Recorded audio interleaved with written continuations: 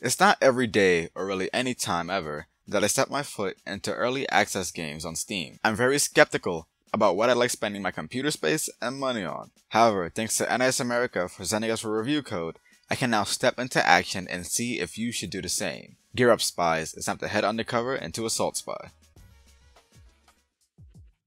Although the full story isn't available in the early access version, Assault Spy's story focuses on Asura Vito, a stunning, blue-haired, suit-wearing, and talented but currently low-performing spy, no matter how serious he takes his job. Don't worry though, this isn't completely his fault as he has to deal with Kanako, his punkish, pink-haired teammate that loves causing him trouble. Although the dynamic between the two may seem very detrimental on missions, they'll need to work together in order to, hopefully, complete missions assigned to them by their boss. I wasn't completely sure if the dynamic between Asura and Kanako would get stale very quickly, but the dialogue tends to be very comedic between them. It's very interesting to see what stunt Kanako will pull next or how she'll get under Asura's skin, thus making her my favorite character. There is also another playable character, the fast and beautiful blonde Emilia. However, her story within the early access version isn't playable. There will be other sorts of spies that you'll end up meeting, friend or foe. So are you up for the job?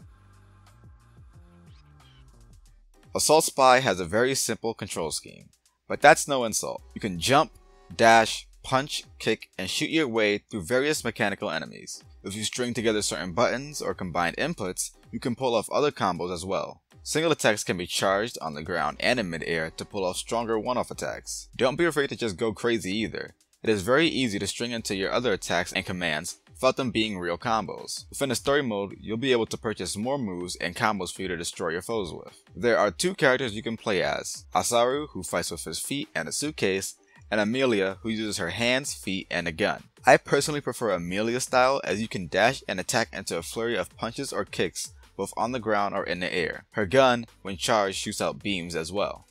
Within the story mode, you'll be facing off against monsters and traveling through different parts of the given level, but it is very linear. If you want to practice your combos and get adjusted to the controls, there's the Dojo Mode.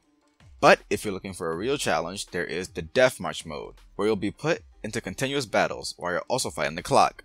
Run out of time or get KO'd, it's back to the beginning for you. If there is one critique I could give, is that the game relies too much on the lock-on feature. In situations where you'll be put against multiple enemies, you may find yourself missing many attacks even when very close to foes. It also makes me question why not make the feature automatic, but doing so would also take away the choice to allow players to prioritize certain enemies first. I am definitely in love with this game's art style and presentation.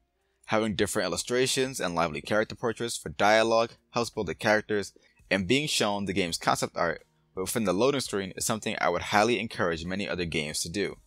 Although I don't feel as if the game completely uses the spy motif in its menu design, it does it well enough that it is still interesting and unique from the average spy movie. Of course, with certain PC games comes the question of, can I run it?